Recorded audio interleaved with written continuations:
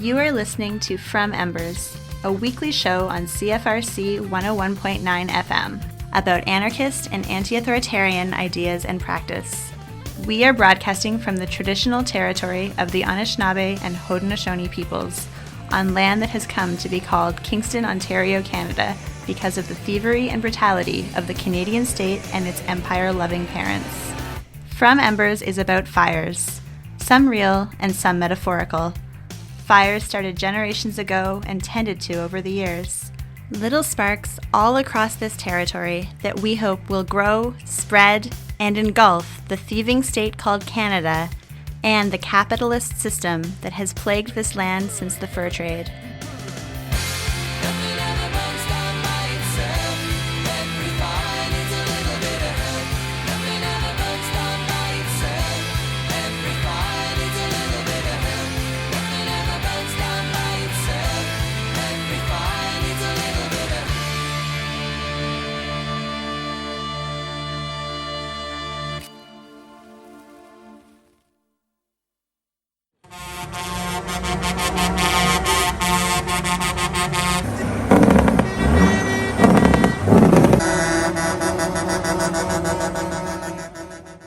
So you've probably heard by now about the so-called Freedom Convoy, or Operation Bear Hug, or the Flu Trucks Clan, depending who you ask.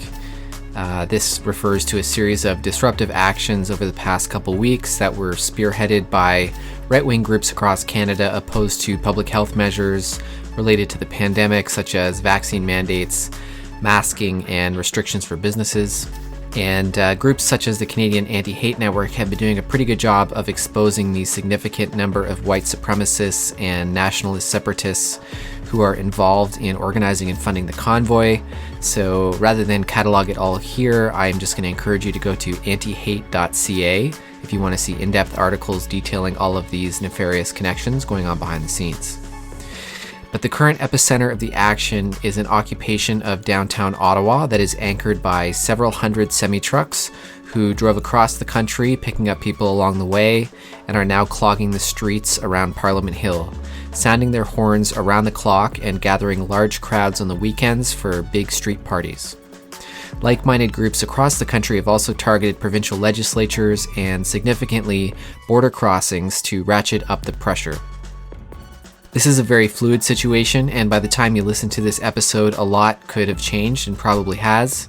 This interview was recorded on the weekend of February 5th, just as the city of Ottawa has declared a state of emergency and Ottawa police were adopting a new and aggressive posture, promising to disrupt the occupiers' fuel deliveries and start making arrests.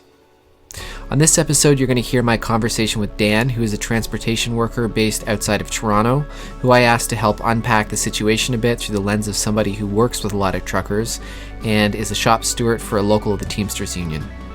We discussed the recent history of the far-right Patriot movement in Canada, how it has evolved and adapted to the pandemic up until this point, what it's been like at his workplace, and some ideas about how anarchists might engage and or confront this large-scale action playing out on the highways and cities across the country. So my name is Dan. Live in a city just outside of Toronto. I'm a delivery driver for like a package company, and so I work in the industry. I'm a member of the Teamsters Union. Got a local, so I was elected as a shop steward in my workplace, so I represent about 200 people, mostly in the grievance procedure or whatever, but obviously political issues come up a lot at work, so I'm kind of facing off with any kind of political issues that come up with, and I also interact with a lot of commercial businesses, like receivers. I go to a lot of loading docks in a lot of workplaces and kind of it's interesting in my job because I get to interact with hundreds of workplaces as well. And for people who are not already familiar, can you just kind of give out the broad strokes of what is this thing that is called the Freedom Convoy, or has various names? Yeah, so in late January of 2022, a group, which I think started out pretty small, a group of truckers from British Columbia, after the federal government of Canada decided that you would be required to be vaccinated to go into the United States. And so that would mean that their work would require a vaccination. They decided to organize a convoy to go to the capital city and protest until these vaccine mandates were lifted. And it was largely sold under this veil of being just about this one issue. And the more you look into it, you see that it is actually just a flagship for extreme far right activity. Um, and as they've traveled across the country, it has kind of grown, and there's been more sympathy, largely from people of privilege that have identified with their personal and individual frustrations of vaccine mandates, many of which employers across Canada have on their own issued their own vaccine mandates, and as well as like various jurisdictions in certain industries, various levels of governments have mandated that you also need to be vaccinated to show up to work. So um, there's like some general sympathy for the frustration that you could see across the country for people to like get on board with it. And I mean, they've been in Ottawa now for just a little over a week. Yeah, and obviously this is, I should say, a pretty rapidly developing situation. So I am hoping to put this out soon, but things could actually look very different, even in 2 or 3 days from now. So, I mean, I'm curious, is your workplace under a vaccine mandate? Are you required to be vaccinated to keep working your job? Not yet. My employer really is likely to be more aligned with these convoy, and I mean like it's you see that like lots of businesses are in fact opposed to these because it just creates staffing issues and et cetera, and it's like it's just a safety barrier. So there's many employers that resist it right to the end and are aligned with this, and that's why this convoy you see so much employer support, which I guess we could talk to more. It was like the funding and but I mean, I wouldn't be surprised if my employer is actually lobbying to end this. But no, I don't have an employer issued vaccine mandate, but um, because I'm federally regulated, the government of Canada has announced that they will be issuing a mandate for all federally regulated workers, which right now there's just certain sectors and industries that are, but no, my employer hasn't. In the announcement of the federal government planning on doing this, they have begun um, collecting vaccine data and have asked us to start submitting our vaccine status. Um, but they're not, it has not become a condition of employment in my quite a large employer. It's not like Canada Post, it has, and Purelator it has, but mine hasn't. Okay. And what about the Teamsters? I guess some people who are through the Teamsters are subject to this mandate. Has the union taken a position on this, or what's been their role in this question? So my union has taken many of the workplaces that are represented by the Teamsters have issued their own, and they've said like at union meetings that this is a fight that is unwinnable. To kind of like we're not like brought in a bunch of legal opinions in short that like a vaccine mandate is viewed as a reasonable safety precaution and it is the employer's responsibility to ensure a safe workplace. And so they're like any arbitrator, if we wrote grievances about policy grievances about this, that it would just not be. So they have said we will not fight this on a policy level. However, anybody that is individually facing loss of employment because of their vaccine status, that like we will certainly explore like any sort of exemptions. Basically, the regular human rights code rules would apply in defense of somebody's job for not getting the vaccine, and that's just, as most people know, is quite a high standard for like not abiding by a safety rule. So Hmm. they're just like, we'll help people individually, but like they actually, for people that work in the Teamsters Union, staff, organizers, executive board members, all that stuff, that they've issued their own, because they are an employer employing this union staff. They've issued their own vaccine mandate outside of any government provocation, and are demanding that all Teamsters staff be vaccinated. So I mean, I Hmm. feel like that alone kind of um, clarifies their position. But also, the Teamsters are a trucker, like they're a trucking union. I mean, they represent lots of industries, but it's a trucking union historically, and represents a lot of people in the industry.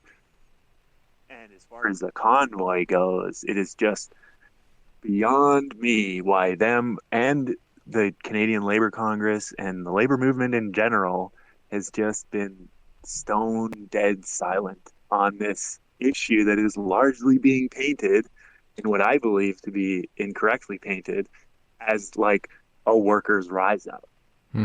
which I just, regardless of what it is, how it's being perceived, is as a workers' thing, and the fact that they would just be silent, both physically and like, it's just like, I don't know, goes to show you where the labor movement is in Canada, that they would Hmm.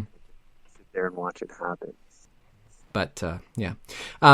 And I guess maybe before we go further, do you want to like outline your own personal position on this question of vaccine mandates? Yeah, I mean, I mean, like, I'm vaccinated, and like I have seen. I mean, other than like what we read about, like medical things happening. I mean, like I've seen enough people get it um, in their households where some people are vaccinated or some people are not, and just encountered enough firsthand and secondhand information about the effectiveness of the vaccine. And I don't want to see people get sick and hurt, and this feels like a reasonable way to do that. So I'm not mandates. However, I mean, I'm opposed to like state control over people's health choices, and um, I'm not in favor of these mandates. But in the case of this convoy, it actually, in my own head, feels irrelevant Hmm. on whether or not like we support the government doing something like that, because it really doesn't feel like what it's about.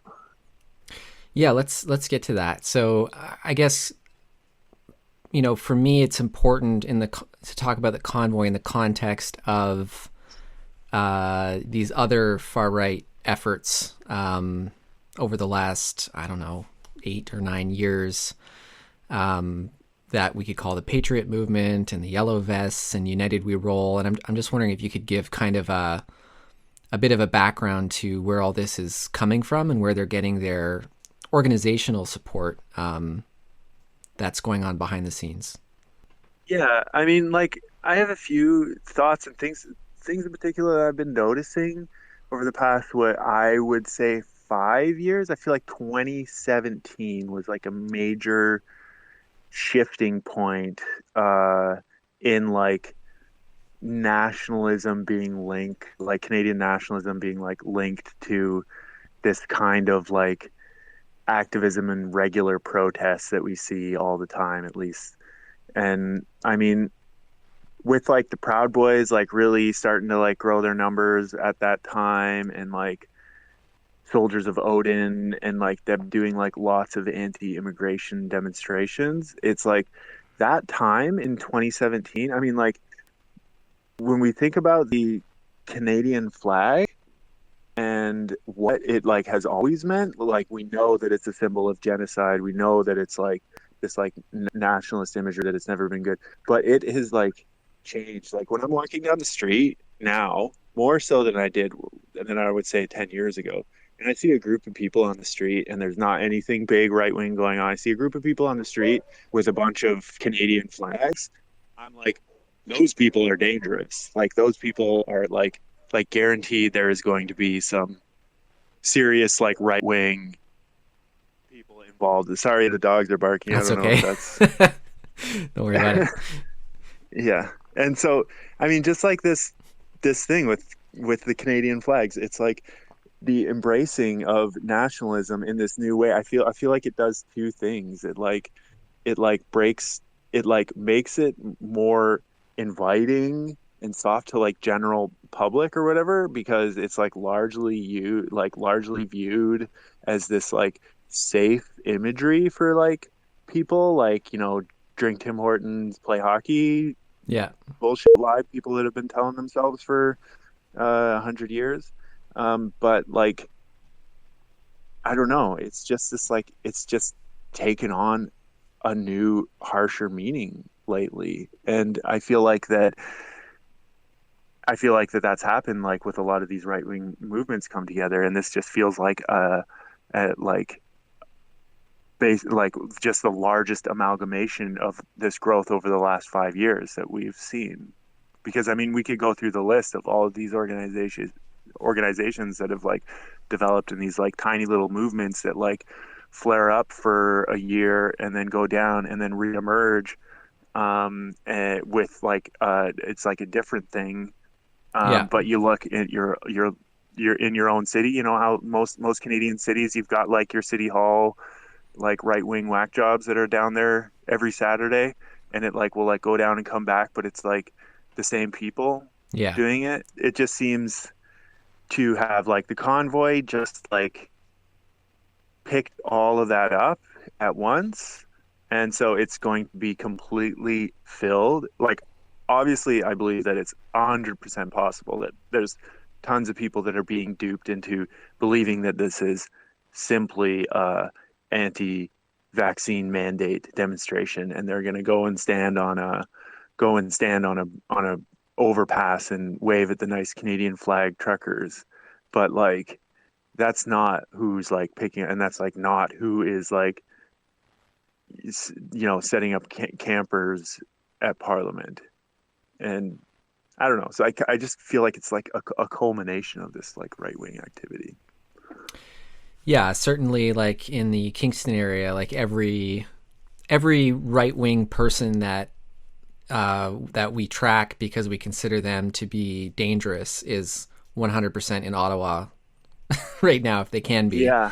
But I think it's important to acknowledge that there is a somewhat of a popular character to this thing, and I think we all know people who haven't, expressed far right politics or anything like that in the past who are interested in this movement or support it, or even going to Ottawa. I know people who have gone to Ottawa who I wouldn't call right wing activists or members of the People's Party or something like that. What do you think it is about the imagery and strategy and current moment in this pandemic that is drawing so many people in? I mean, I think that that's really the big question that a lot of us are trying to wrap our head around. I don't think that the timing, there was just like an alignment of political climate, and it just like doesn't, I don't know. It doesn't it doesn't seem like there was some incredible organizing that like managed to do it. And like I've heard like lots of like liberals or even like socialists be like, look at what this convoy has like been able to accomplish. Like they're beating us. Like, that kind of line that people get into about Mm-hmm. we need to like learn how to like be as good as they are. I really don't think that that's what's happening. I think that something was painted as a generic innocent Canadian questioning of authority, and that the timing of like the exhaustion of the pandemic, that like there was like a number of people that were able to plug into it. But I mean, it's also like it's not that big. Like when you think about it, I mean, it's not as big as like other things that we've seen. It's just like this romantic story of trucks traveling across the country because they supposedly can't work. But I mean, I think that it's also just been like blown up into this much larger thing than it actually is. But Yeah, I think people have been talking about it as political theater to some extent, which I think is a good way to look at it as well, because trucks are really big and really loud and really hard to move. And this whole thing is really, at least in Ottawa, is really anchored by the presence of trucks all through the downtown. I went up there with some friends yesterday to check it out. And it is, it's powerful, right? Like, it's really loud. And there were like 5,000 people in the streets of Ottawa, which is pretty, like everywhere you go in Ottawa, there's people screaming their heads off, yelling freedom and waving Canada flags, not even in one sort of convergent location. They're just kind of feeling really energized. And I think you're right that kind of anybody who is tired of this pandemic, which is everybody, and doesn't mind rubbing shoulders with, right-wing nationalists, is being invited to this thing, and they're being kind of shown a good time when they go, which I think is actually making a big difference in the context of 2 years of social distancing and, shutdowns and all that kind of stuff. I think people are really finding something there, and they're feeling inspired by it, which is really concerning, knowing that this is largely being run behind the scenes, and not even behind the scenes, almost up front by right-wing conspiracy theorists and racists.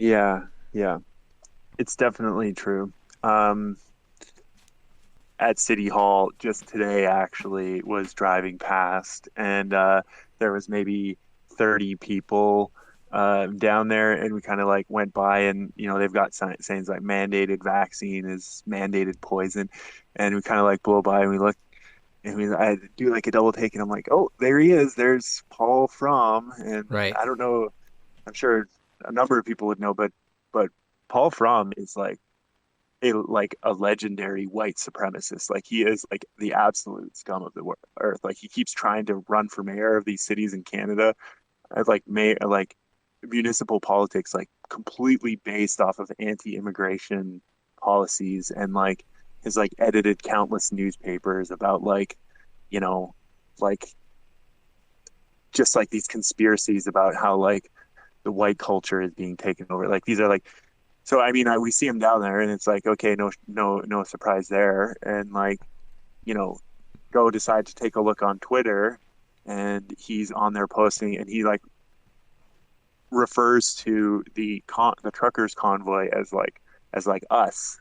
Mm-hmm. And I mean, like, this is like the most like this is a man who's like uh hosted like a celebratory parties of like the legacy of like Ku Klux Klan, there's like no like mincing words on what type of white supremacist this is. So I mean, it's like, why these types of people grip onto this thing and claim it as their own is like clarity enough for me. Mm-hmm.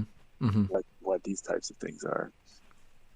What do people in your like work world, in terms of truckers or other transportation workers, think about this? I find it hard to find people that are supportive of it.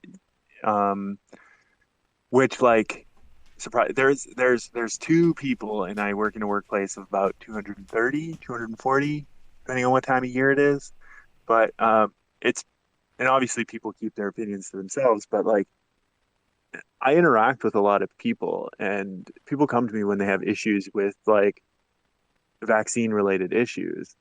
And um, there's only like a couple of people that are talking about this in my workplace. But I mean, largely, I'm just interacting with people that when they bring it up, it's like they're just like largely referred to as like whiny babies, or just like a bunch of truckers throwing a tantrum because they don't care about anybody else other than themselves. And it's like, you hear things like right to infect, and like, I just largely have found that people are just like, I'm not seeing this kind of representation that I see in the news on how big this thing is. Like I Mm-hmm. just like don't encounter that. And or like receivers when you go and are doing large pickups and they're like stressed out because these like temper tantrum truckers are gonna like make all of their like all of their imports completely crash because they're not working. But I mean, of course, that never happened either because there's not actually that many trucks off the road. And Mm-hmm. I mean, it's like a lot of that. But there's a couple people that like, I mean, for example, in my workplace, I'm always talking about contract negotiations and always talking about strike. And I feel like every workplace issue should always loop around to kind of reinvigorating that feeling of taking control and like making terms to like make your workplace better and exercising worker power, all of these things. So I'm always talking about it. That's just how I engage with this role. And this one of my right wing coworkers or whatever starts being like, "Hey Dan, we should go to Ottawa this weekend." Like before it happened, like we should go to Ottawa. Like you coming to Ottawa with me after the ship? We're gonna take our package car there. We're gonna burn it on the steps of Parliament or whatever it is. Like all talking like all jazzed up about like wanting to go. He's just like so so into this. Like we want to take, and I'm just like, dude, like get away from me. Like we're not on the same page about this at all. And I find it notable though that this one particular person is like, "Hey, I thought you were into this kind of stuff. Like I thought this is the kind of stuff you're into." So I mean, that's what I find like the most is that people would just like generally confuse this with something that is like wildly different. And Right. Because in some social media channels in particular, it's being framed as like working class resistance to establishment power or something. yeah, and there's this like wider belief that like all collective action is like the same, Right. which is just something that you just I don't know. It's we just have to like be more clear about how we're talking about things if that's happening. Then I guess. I mean, like maybe that's a good segue to sort of comparisons that I wanted to talk about in terms of Occupy, or the tactic of like temporary autonomous zones that we've seen in the U.S. Yeah. A lot of people are drawing these parallels because it's essentially an occupation of an area of the city that is prolonged and then sort of infused with big numbers on the weekends, but they're holding it down with infrastructure, and they have they have structures, they have supply chains of their own, they have like socializing areas with saunas now. So what is the connection here, and what is different from efforts in the past that anarchists have participated in, such as Occupy? Probably like I mean definitely resources is a big part of it. I mean when you have a large group of people that are coming from the middle class, I mean that like it seems to be like a lot of middle class folks, and I think that resources could have a lot to do with it, but I don't know. It's hard. I guess it would be like hard to say. There's definitely some things, even though I can't stand these people, that like when you're listening to liberals or like liberal city councilors in Ottawa talking about how this is affecting their lives, and I mean it does sound awful.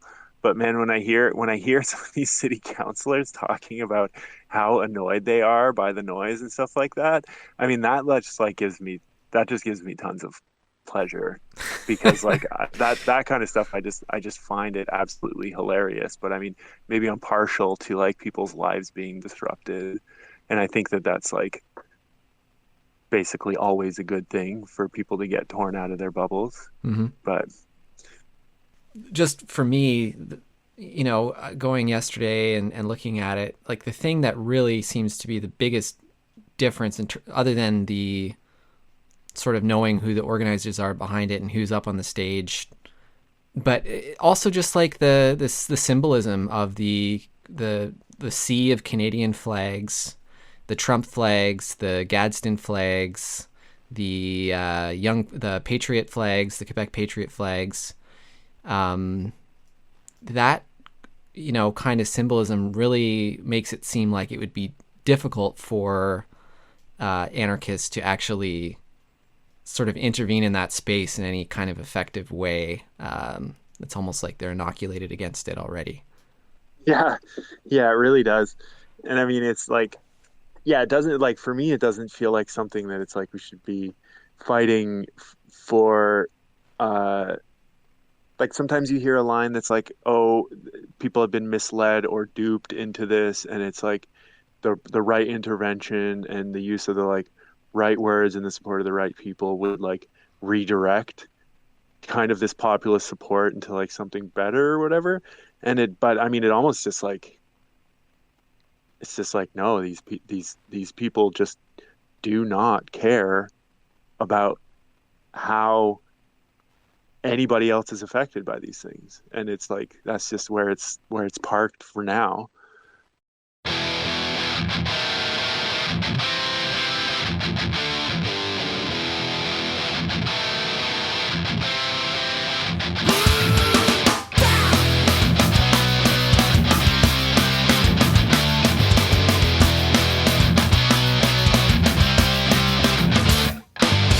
My father told me, son, it's futile to resist.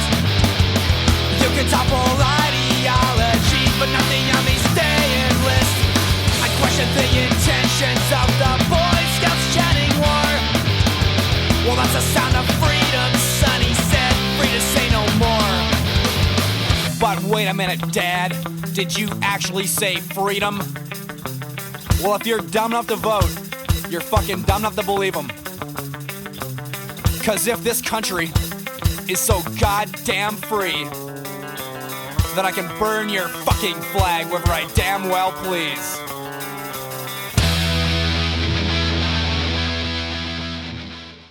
What what do you think about this growing series of attempts to portray themselves as in solidarity with Indigenous people or front and centering Indigenous people who have shown up to show support for the convoy, even though it's been full of really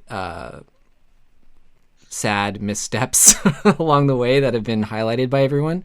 But I mean, I think this is a trend that we can track over the last few years where these groups have really tried to build some kinds of alliances with some kinds of Indigenous people as part of this cause.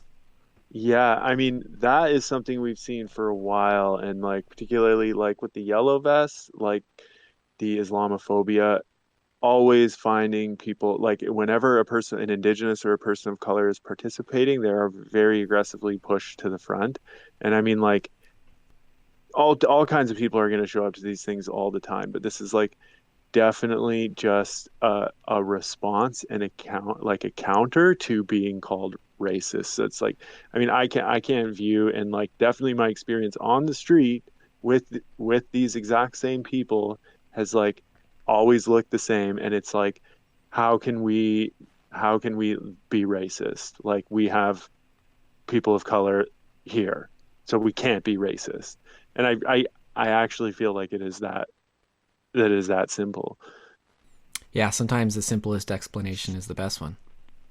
Yeah, I mean, it's just a shield is really all that it is. But we know that it's not like we know that these industries are largely, at least in the cities, are largely truckers from South Asian descent, which is like not the faces that we're seeing representing this.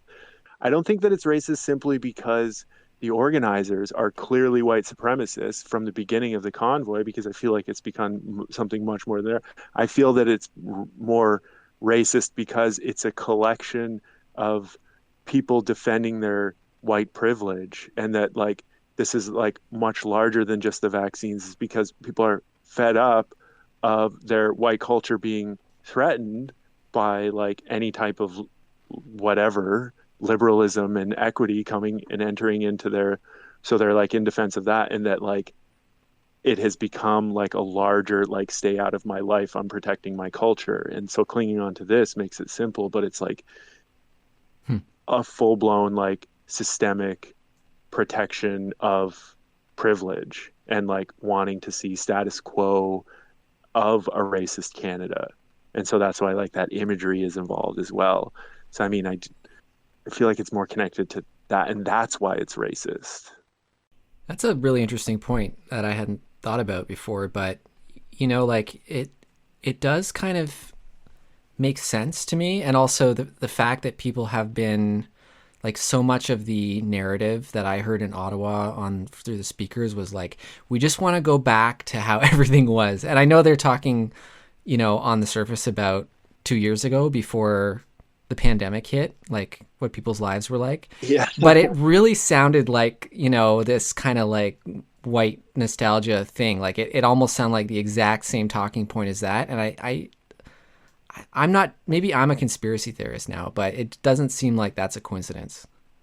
No, no. And I mean, that's something that I feel like, I don't know, as a cis white dude, other cis white dudes confide in you. And like the shit that like people like will just like randomly stop barking on about, like their weird fucking chauvinism, and that they feel like threatened as a man, and that like their whole fucking male identity is under threat because of like the fucking queer agenda or something, is just, it's like a little bit much. And I feel like that people do plug into stuff because it is like when they say like we want to go back, they don't want to go back to before COVID. They want to go back to like the beginning of Confederation. Right. Yeah. And another thing that reminds me of is, like this whole thing is so focused on Justin Trudeau and being anti-Trudeau. And I am very anti-Trudeau. I hate Justin Trudeau. But I think that when certain white men that I know are talking about Justin Trudeau and why they hate him, it's like he's too effeminate, he's too pretty. Like there's definitely like a level of toxic masculinity that is sort of like a big part of that base appeal of that message. And so when I see somebody saying that, I always want to be like, sure, but like, can you explain to me why you feel that way? It's also a mix of him being like a trust fund baby and all this kind of stuff, which is very true. But it's sometimes really hard to disentangle those things. Absolutely. And like him is just being the target for like so many people. And like, like, I mean, how often do you hear like homophobic related things that are directed towards, I mean, I cannot stand Justin Trudeau, but I mean, just like the image of he like doesn't fit the traditional like masculine image that like a lot of these like privileged protectors are engaged with, that it's like it is like a launching pad for like intense homophobia. And sure, because they love Donald Trump and they did love Doug Ford, and those are two other trust fund babies that don't seem to signify the same things. Yeah, I think there's just a lot all coming together, and it just comes down to like the traditional like protection of white cis culture. And this is just a more populist, like the anti-vaccine mandate is just a more populist approach to like carry that whole burden and bring all of these things together. So I wanted to ask about like what kinds of responses seem possible or, strategically useful in this moment. And that doesn't just have to be about Ottawa specifically. I think this is something that we're going to see continue to spread across the country. And there has been a lot of writing about this recently because of a perceived sort of inaction. And I think part of that is that there's a lot of things happening behind the scenes. But what do you think are some ways that anarchists could engage with this situation? I mean, as a bare minimum, talking about it for what it is, like with the people that you interact with. But I mean, as far as like an organized response, I mean, I don't know much about that, and like what would be the best way to do it. I mean, certainly like we saw in Toronto, what has been happening in Toronto is a very different city than Ottawa. And I thought like we saw a very different counter response in Toronto than we did in Ottawa. Um, and I mean, like healthcare workers getting organized and coming out because Queen's Park is right by all of those hospitals on University, and like having like a ton of healthcare workers out who have been facing, like any way you look at it, these people have been facing up with a lot of death related to the spread of COVID. And I mean, to just have that happening right in front of the hospitals, I mean, like that is definitely, it's just stark. It's just stark for that to be happening there. I think one of the sort of almost optical things that people are struggling with is that, at least in Ottawa, that the fascist groups that are participating in this thing are not wearing their hats with their logos on it, you know, like they're just wearing Canadian flags and blending into this bigger crowd. And so maybe it doesn't feel like a straightforward like anti-fascist situation. You know what I mean? It is a lot more slippery. Yeah, I'm not to say that there haven't been. I know Canada First is one of the groups that has been, you know, wearing their gear and trying to confront counter demonstrations and stuff. But for the most part, it's a bunch of people wrapped in Canadian flags. Yeah, yeah. And I mean, like, it gets skirted or whatever too. But when I like see coworkers that drove out to Ottawa, are all hyped up and participating for the reasons that like we talked about before or whatever. And talking to people, like when questioned, I was like, I had one interaction. I was like, oh, so did you actually see the swastika flag? I was like, or was it like still there? I'm like, kind of like with a snarky tone. I'm like you guys kicked them out though, right? Like you kicked them out, and understanding where I'm getting with it, obviously my question gets like totally dismissed. But I mean, like we've all seen these images, and we know that people are being a little bit more covert Mm-hmm. about their displays when participating in something like this. But I mean, they aren't really. I mean, I haven't heard any stories of white supremacists being removed from these things. No, I think in a couple cases people were quietly asked to take the Confederate flag off their truck or whatever, but they weren't asked to leave. Like they're still fully welcome to participate. They're just supposed to participate in a particular PR strategy that's in play. Yeah, absolutely. What do you say to, like, I don't know too many people who think this, but there are people who think that anarchists should just show up and join the crowd and bring our own message and try to steer this towards, you know, like a popular left revolt or something like that. Yeah, I don't have a lot of faith in taking these things and re-steering them. I think that showing up and being a visible opposing presence and being confrontational about it is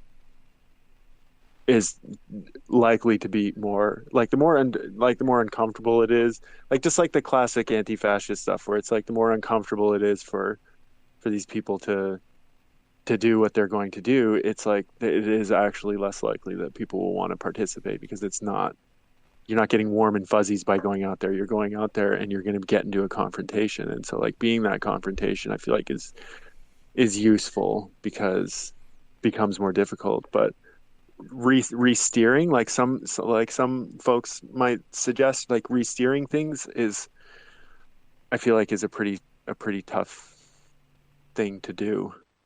Yeah, and then I mean, there's also the question of re-steering or whatever the counter demonstrations, because in the counter demonstrations we're seeing a lot of calls for police repression.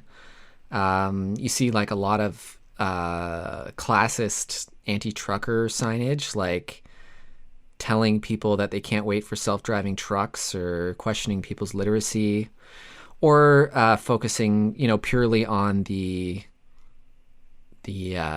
disruption from the noise. Like I saw a sign that said "Make Ottawa boring again." So, I mean, Oh, wonderful. you know, being there, I almost didn't want to stand on either side of the street, you know, but I also Yeah. am against, you know, being a purist and not getting our hands dirty.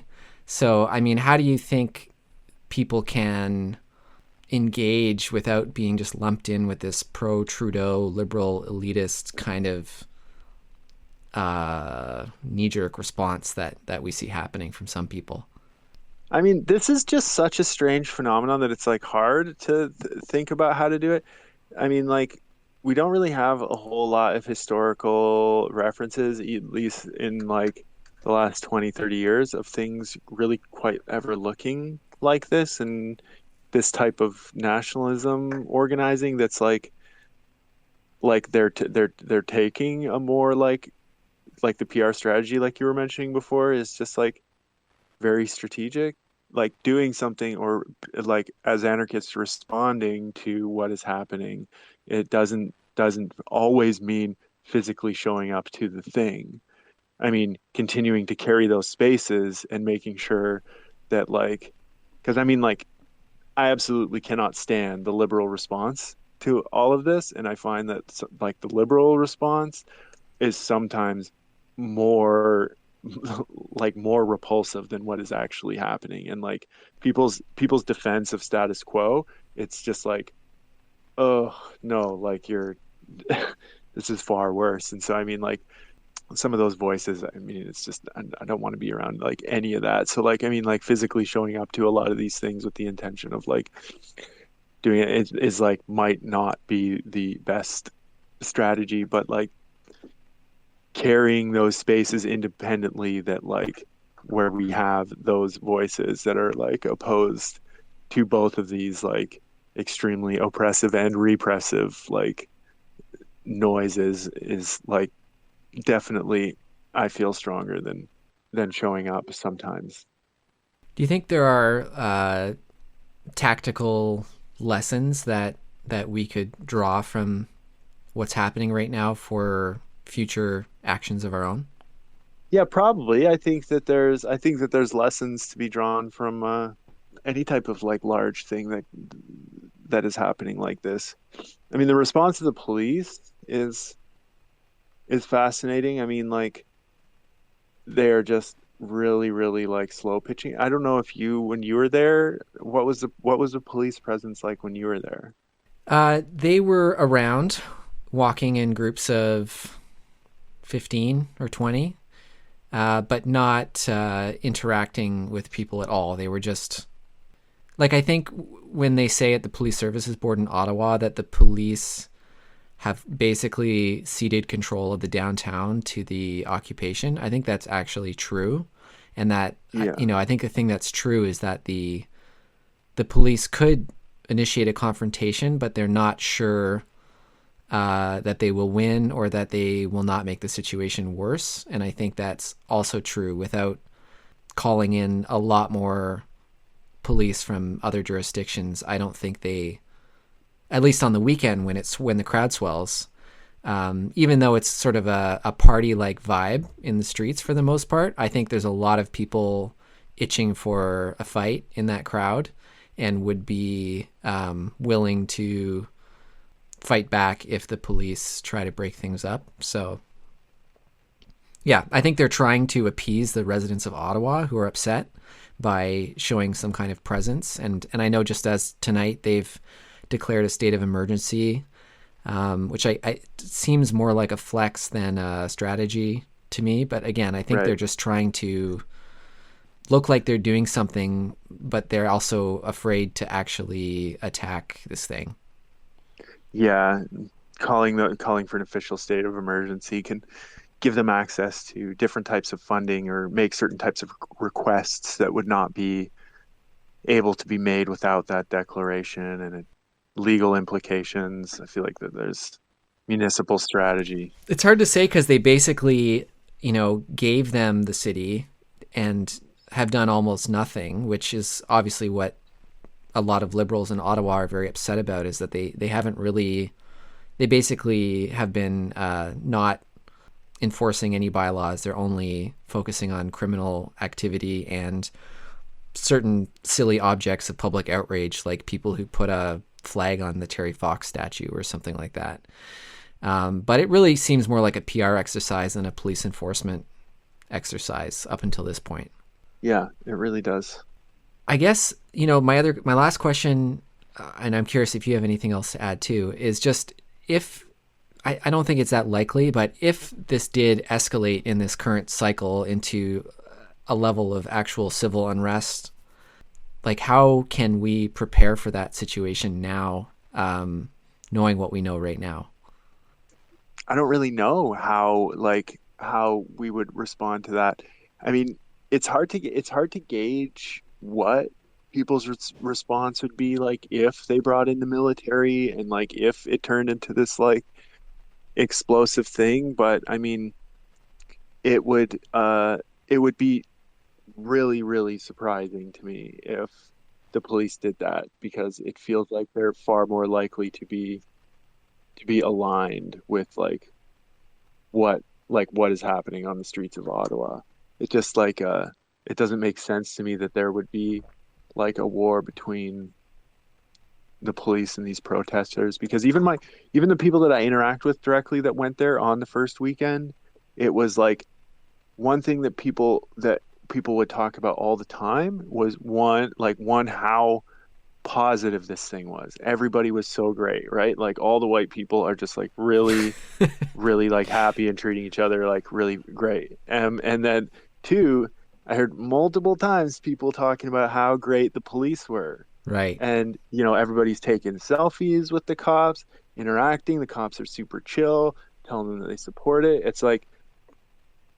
It's just like can't be compared to anything that is like actual resistance to the state, like other than like a political like faction of it. It's like this, it like is effectively the state, just not the Liberal Party. Yeah. One thing that's kind of shocking to me is that almost the most militant voice in this whole situation is like a politician, Randy Hillier, who has been posting images of like warheads and stuff and talking about Vimy Ridge, but that's not actually the tone of the thing is very much celebrating its supposed nonviolence, despite all the incidents of like street harassment and intimidation that's been happening to people for wearing masks and stuff like that. So are there other thoughts you had that you wanted to put into the interview?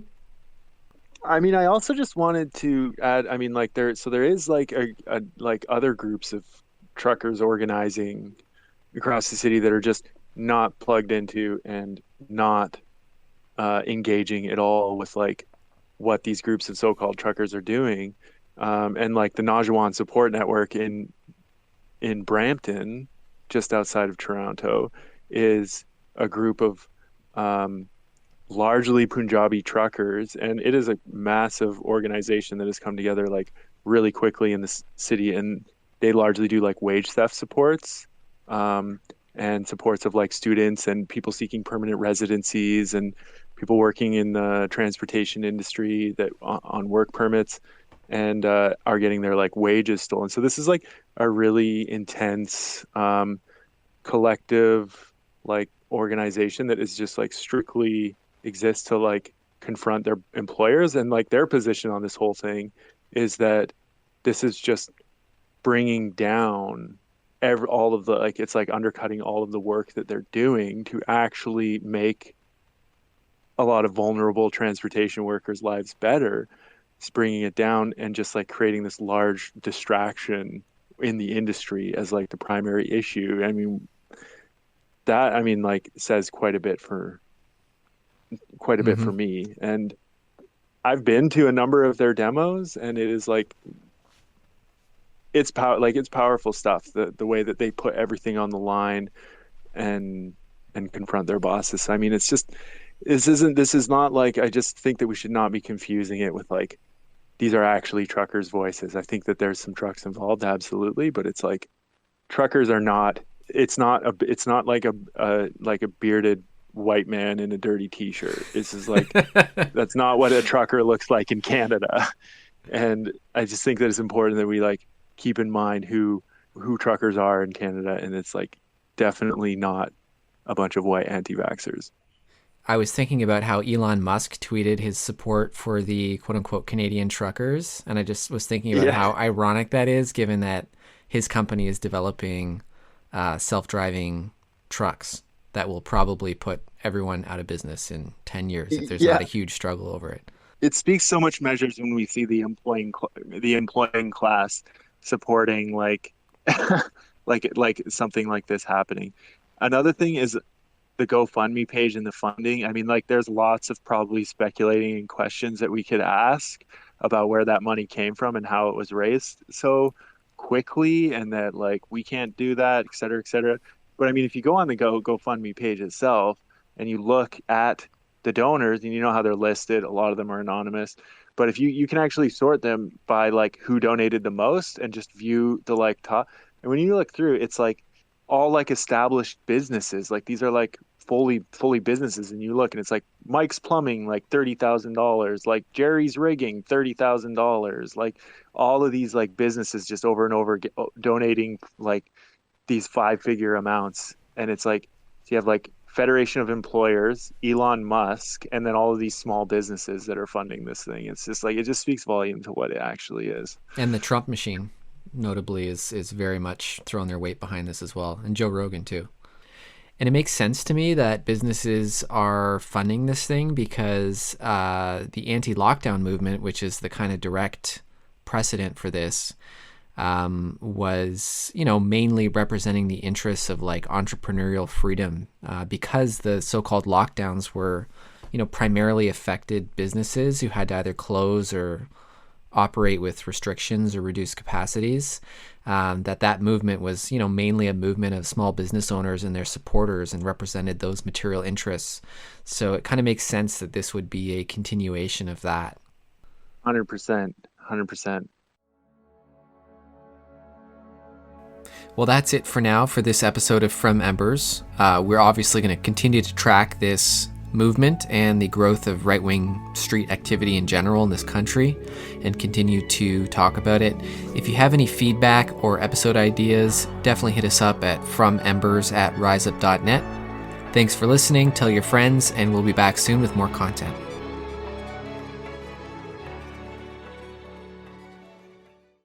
I'm going to make those pompous academics regret kicking out such a genius. Deciding to build my lab and do my research. The Time Talks Podcast. Have you ever stared at a 500-page book and wish you could just talk to the author about their ideas instead? If so, the Time Talks Podcast, part of the Channel Zero Network, is for you, where we discuss history, politics, music, and art with an anti-authoritarian and anarchist perspective. The Time Talks Podcast. What's this light? I feel different. The Time Talks Podcast.